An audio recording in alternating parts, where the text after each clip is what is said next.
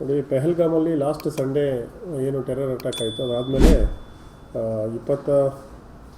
22 ಆಯಿತು. 23ನೇ ತಾರೀಕು cabinet committee on security Bharata ಸರ್ಕಾರದ್ದು ನಡೀತು. ಅದರಲ್ಲಿ ಎಲ್ಲ ವೀಸಾಸ್ ಫೆಸಿಲಿಟೀಸ್ ಏನು ಕೊಟ್ಟಿದ್ದಾರೆ ಪಾಕಿಸ್ತಾನ್ ನೇಷನ್ಸ್ಗೆ, ಘನ ಸರ್ಕಾರ ಅದನ್ನೆಲ್ಲ ಅಮೆಂಡ್ಮೆಂಟ್ ಮಾಡಿದೆ.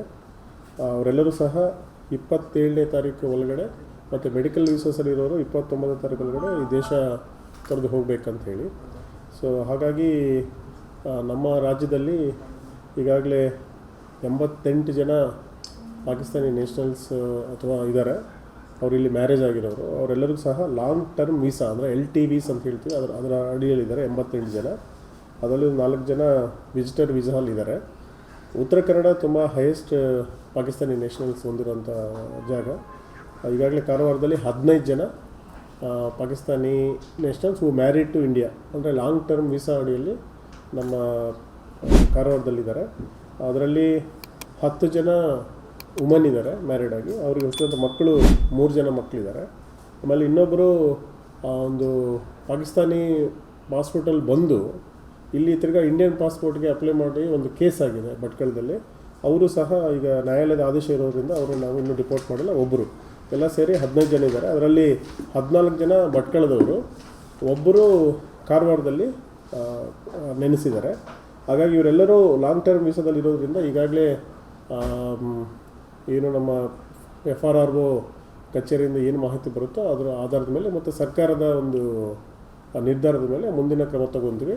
ನಿನ್ನೆ ನಾನು ಭಟ್ಕಳದಲ್ಲಿದ್ದೆ. ನಮ್ಮ ಮೇಲಾಧಿಕಾರಿಗಳ ಆದೇಶದ ಪ್ರಕಾರ ನಾವು ಎಲ್ಲ ಯಾರ್ಯಾರು ಎಲ್ಲೆಲ್ಲಿ ರಿಸೈಡ್ ಆಗ್ತಾ ಇದ್ದಾರೆ, ಅಲ್ಲಿದ್ದಾರೆ ದೇಶದಲ್ಲಿರೋದು, ಅದನ್ನೆಲ್ಲ ಚೆಕ್ ಮಾಡಿ ಬಂದಿದ್ವಿ. ಎಲ್ಲರೂ ಇಲ್ಲೇ ಇದ್ದಾರೆ.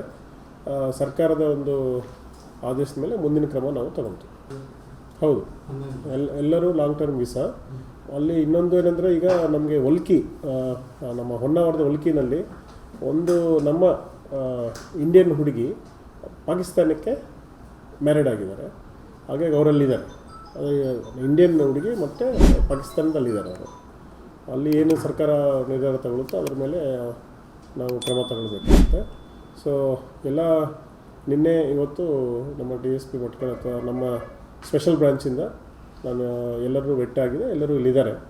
ಸರ್ಕಾರದ ಏನು ಆದೇಶ ಪ್ರಕಾರ ನಾವು ಕೆಲಸ ಮಾಡ್ತೀವಿ.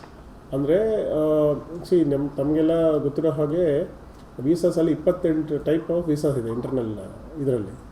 ಅಂದರೆ ಅದು ಬೇರೆ ಬೇರೆ ರಾಜತಾಂತ್ರಿಕರು ಇರ್ಬೋದು, ಟೂರಿಸ್ಟ್ ವೀಸಾ ಇರ್ಬೋದು, ಬಿಸ್ನೆಸ್ ಇರ್ಬೋದು, ದೆನ್ ಸೆಕ್ಯೂರಿಟಿ ಸಂಬಂಧಪಟ್ಟಿರ್ಬೋದು, ಮೆಡಿಕಲ್ ವೀಸಾಸ್ ಇರ್ಬೋದು, ಅಥವಾ ವ್ಯಾಪಾರಕ್ಕಿರ್ಬೋದು, ಸಾರ್ಕಿಂದ ಏನು ತಗೊಂಡಿರ್ಬೋದು. ಈಗ 28 ವೆರೈಟೀಸ್ ಆಫ್ ವೀಸಾಸ್ ಇದೆ. ಅದರಲ್ಲಿ ಲಾಂಗ್ ಟರ್ಮ್ ವೀಸಾ ಏನು ಕೊಡ್ತಾರೆ ಅಂದರೆ, ಯಾರು ಮ್ಯಾರಿಡ್ ಆಗಿರ್ತಾರೆ ನಮ್ಮ ಇಂಡಿಯನ್ಸ್, ಬೇರೆ ರಾಜ್ಯದವರು ಅಂದರೆ ಪಾಕಿಸ್ತಾನೀಸ್ ಅಲ್ಲ, ಬೇರೆ ಯಾರೇ ಫಾರಿನ್ ಅವ್ರನ್ನ ಮದುವೆ ಆಗಿ ತಿರ್ಗಾ ನಾವು ಇಂಡಿಯನ್ ಸಿಟಿಜನ್ಶಿಪ್ಗೆ ಅವರು ಏನು ಅಪ್ಲಿಕೇಶನ್ ಮಾಡಿದಂಥ ಸಂದರ್ಭದಲ್ಲಿ, ಮತ್ತು ನಮ್ಮ ಪಾಕಿಸ್ತಾನಿ ಅಂತಲ್ಲ ಅಥವಾ ಇಂಡಿಯನ್ ಅಂತಲ್ಲ, ಎನಿ ವಿದೇಶಿ ಪ್ರಜೆಗೆ ಅಂತ ಹೇಳಿದ್ರೆ ಫಾರಿನರ್ಸ್ ಆ್ಯಕ್ಟ್ ಅಂತ ಏನಿದೆ ಅದರಲ್ಲಿ ಪ್ರಕಾರ ಯಾರು ಮ್ಯಾರೇಜ್ ಮಾಡಿಕೊಂಡು ನಾವು ಇಂಡಿಯಾದಲ್ಲೇ ನೆಲೆಸೋದಕ್ಕೆ ಇಷ್ಟಪಡುತ್ತೆ ಅಂತ ಹೇಳಿದ್ರೆ ಸರ್ಕಾರಕ್ಕೆ ಅವರು ಮನವಿ ಸಲ್ಲಿಸ್ತಾರೆ. ಸಿಟಿಜನ್ಶಿಪ್ ಆ್ಯಕ್ಟ್ ಮತ್ತು ಫಾರಿನರ್ಸ್ ಆ್ಯಕ್ಟ್ ಅಡಿಯಲ್ಲಿ ಅದನ್ನೆಲ್ಲ ಹಿಯರಿಂಗ್ ಮಾಡಿ ಅವರಿಗೆ ಲಾಂಗ್ ಟರ್ಮ್ ವೀಸಾನ ನಮ್ಮವ್ರು ನೀಡಿರ್ತಾರೆ.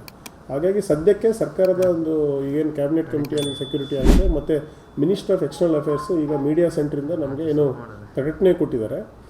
ಲಾಂಗ್ ಟರ್ಮ್ ವೀಸಾಸ್ನ ಹೊರತುಪಡಿಸಿ ಬೇರೆಯವರೆಲ್ಲರೂ ಸಹ ಅದರ್ ವೀಸಾಸ್ ಬಂದವರು 27ನೇ ತಾರೀಕು ಸಂಜೆ ಮತ್ತು ಮೆಡಿಕಲ್ ವೀಸಾ ಬಂದವರು 29 ಒಳಗಡೆ ದೇಶ ತೊರಿಬೇಕು.